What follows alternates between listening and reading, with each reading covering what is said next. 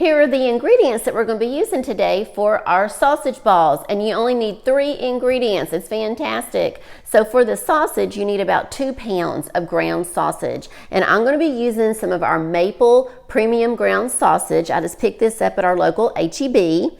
Then for the cheese, you're going to want about 4 cups of shredded cheese.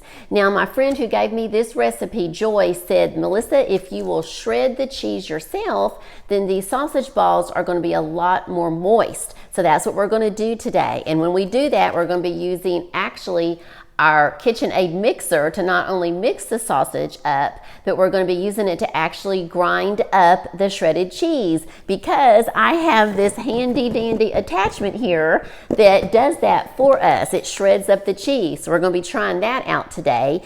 Also, you need about 2 1/4 cups of your Bisquick, and this is just your regular Bisquick baking mix, pancake mix. We're going to preheat our oven to 375. Here's the attachment that we're going to be using on our KitchenAid mixer to shred our cheese. The first thing we're going to do is we're going to shred our cheese, and so I took each block of cheese and I cut them in half lengthwise because this fits the best into the shredder. So let's go ahead. Get this going. We're going to turn it on. We're going to put this over here on, we're actually going to put it on 4.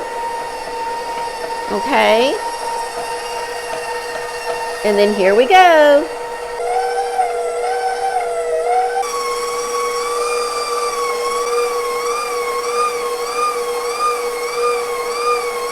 This has produced for us a lot of shredded cheese. Now I'm going to take 4 cups of this and we're going to go ahead and put it in our mixer.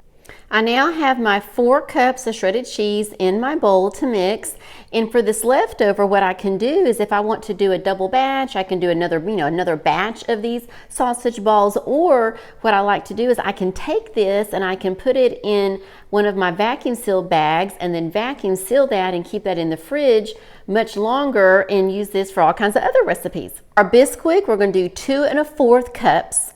We have our Bisquick all ready to go, and now we just need to add in our sausage. We have our sausage in and we are all ready to go. We're doing good and we're almost finished getting all of our sausage balls mixed up. Well, these look like they are all mixed up and now they're ready to go to our cookie sheet.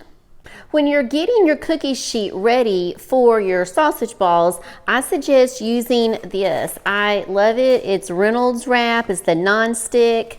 And then just make sure that you do have the dull side. There's a shiny side here and then a dull. Make sure you do have that dull side facing up. We have our sausage balls all ready to go, and this has made us 74 sausage balls. We're going to put these in the oven now, and we're going to let them go for about 15 minutes.